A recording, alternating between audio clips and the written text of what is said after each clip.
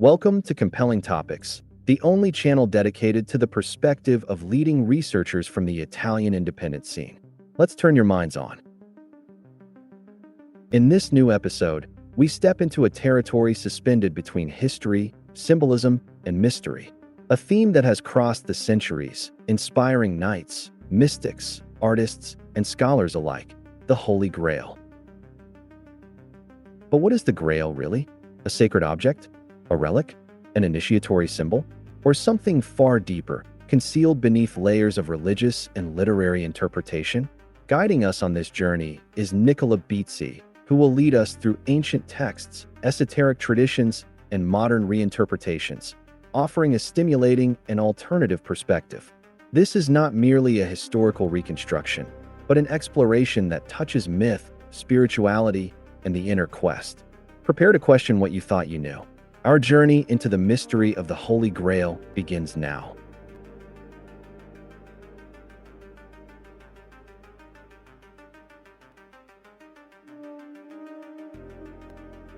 The Middle Ages, much like classical Greco-Roman civilization, are rich in legends, myths, and mysteries.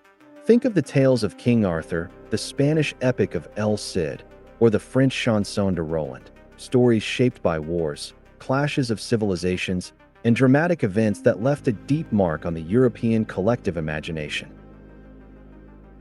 Yet among all these legends, perhaps the greatest and most fascinating is that of the Holy Grail.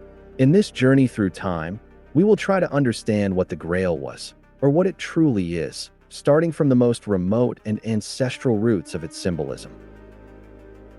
The Grail, a mysterious, mythologized object. But was it really an object? According to some traditions, yes. According to others, not at all. Ancient traditions, especially those connected to pre-Christian Europe, often spoke of objects of power, magical artifacts, sometimes believed to have been given by the gods, charged with energy and mystery.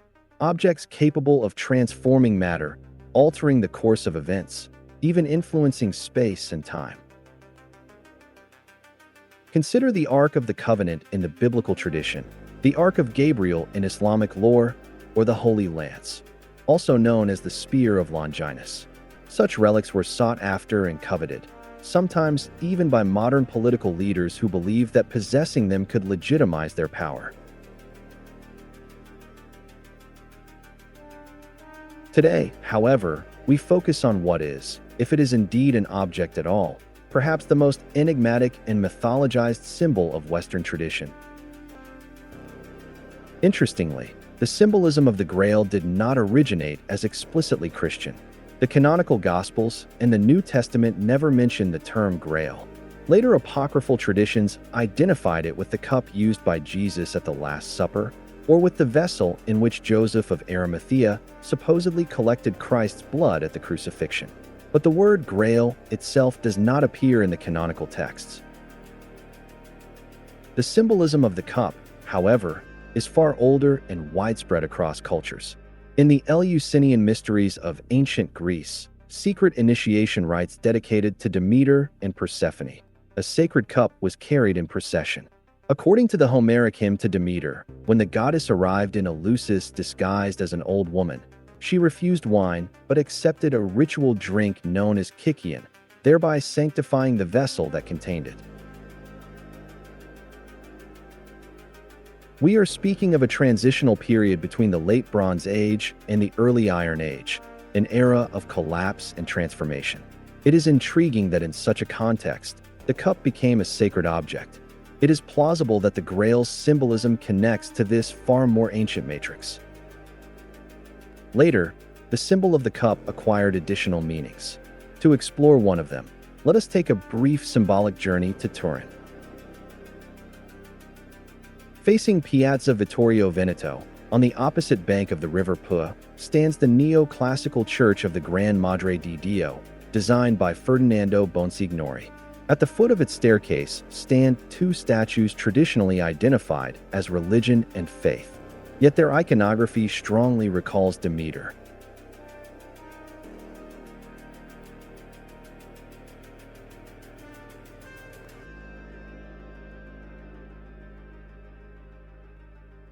In one of these statues, the female figure holds a cup. From this detail, numerous local legends were born. Some claim that the statue indicates the hidden location of the Holy Grail. Of course, the Grail has never been found in Turin. Yet this episode shows how the symbolism of the cup became intertwined with traditions running parallel to official Christianity. In recent decades, the Grail legend returned to mainstream attention through the novel The Da Vinci Code by Dan Brown, later adapted into the film The Da Vinci Code. In that narrative, the Grail is no longer an object but a bloodline, a hidden lineage. The story sparked strong controversy, particularly in Catholic circles, because it challenged traditional interpretations of the Grail's meaning. Indeed, the symbolism of the Grail is a meeting point of Celtic, Breton, Gallic, Druidic, Greco-Roman, and Christian traditions.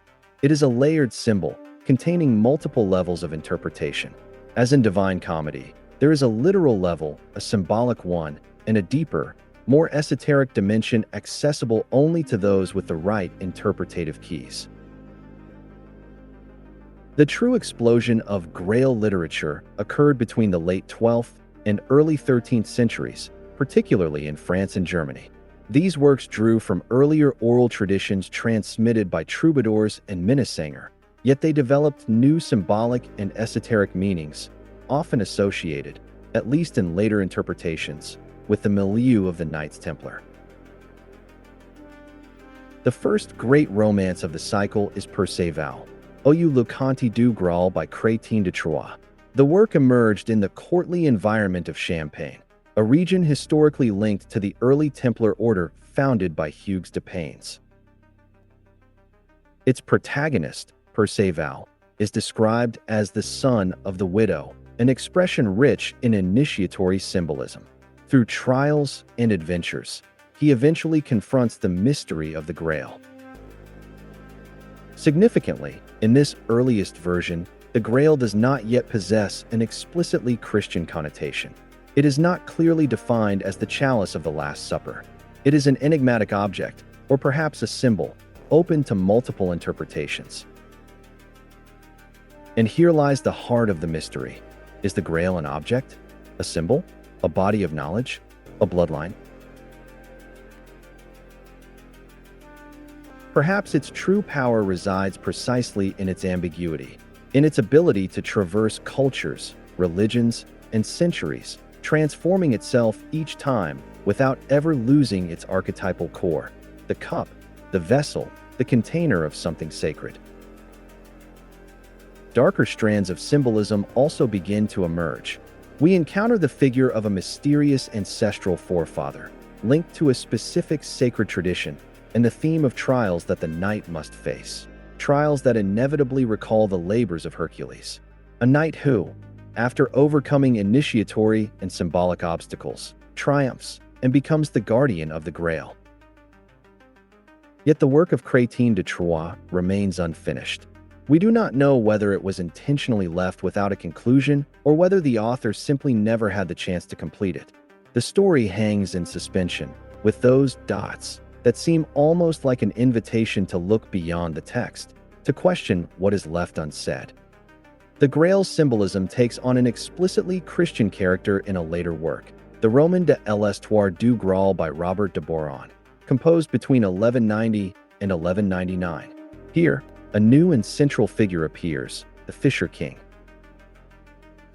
Perceval remains the protagonist, but it is the Fisher King who sets the drama in motion. The symbolism of the fish is unmistakably Christian. Consider the Greek acronym ichthys, used by early Christians as a secret sign during times of persecution. Yet this Fisher King also connects to far older myths tied to the seasonal cycle, a fusion of Christian imagery with pre-Christian or pagan traditions. The Fisher King suffers from a terrible wound to his leg, a wound that symbolically alludes to the loss of virility and thus to sterility. His physical impairment is mirrored in the land itself. Nature withers. The kingdom falls into a perpetual winter. It will be Parsifal, his nephew, who restores balance, becoming the guardian and lord of the Holy Grail. At this stage, the Grail increasingly takes on the meaning of Sophia, divine wisdom. As time passes, Grail literature gradually shifts its focus. The Grail is no longer merely an object, no longer simply a cup. It becomes a concept, a bloodline, a chosen lineage. Around the year 1200, a manuscript titled Pearl's Vows began circulating in the Franco-Belgian region of the Ardennes. It is the first work to explicitly associate the Grail not so much with a physical object as with a specific bloodline invested with a mission to endure, to survive its enemies, and to be protected by a knight. Once again, the guardian is Perceval.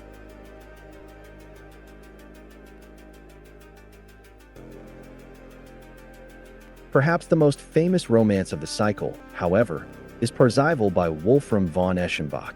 Here, Parsifal becomes the supreme knight, the keeper of the Grail, and a precise genealogy begins to emerge. Wolfram introduces the figure of the Swan Knight, a mysterious warrior who arrives in a boat drawn by white swans to rescue a lady in distress, the Duchess of Bouillon. After saving her, he marries her, but imposes a condition: she must never ask about his origins. When she eventually breaks this promise, unable to resist her curiosity, he leaves her forever, departing once again in the swan-drawn vessel. Wolfram reveals that the Swan Knight is named Lohengrin, also known as Helios, a name some associate with Helios, others with the prophet Elijah. And he adds a crucial detail: Lohengrin is the son of Parsifal, guardian of the Grail. From his union with the Duchess will arise a lineage that, according to tradition, leads to Godfrey of Bouillon, the crusader who would become ruler of Jerusalem after the First Crusade. At this point, the Grail is no longer merely a cup or a symbol. It becomes sangreal, royal blood. To understand this idea of a sacred bloodline, later tradition connects it to the figure of Mary Magdalene. According to certain apocryphal texts and alternative traditions, Mary of Magdala was not a repentant prostitute, as often portrayed in later Western preaching, but rather the companion, even the legitimate spouse, of Jesus. In first-century Jewish society, an unmarried adult man would have been regarded with suspicion. Marriage and lineage were nearly social obligations. This tradition recounts that after the crucifixion, Mary Magdalene left Palestine and arrived in Provence, in southern France, in the area today known as Saint Mary's de la Mer. Nearby stood ancient Massalia, modern Marseille, a cosmopolitan port city with strong Greek and Jewish communities, culturally suited to receive her. According to the legend, from that union a lineage was born, one destined to perpetuate itself through the centuries. This line would eventually merge with the Merovingian dynasty, the so-called thaumaturgic kings, early Frankish rulers who reigned until the 8th century. After the death of Dagobert II, power passed to the Carolingians, yet the legend maintains that the original line did not disappear.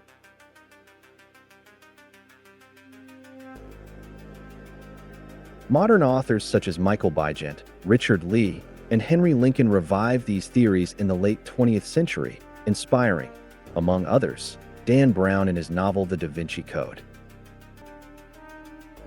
Whether such a bloodline truly existed or not, the central point is this: the idea of its existence profoundly shaped the European imagination.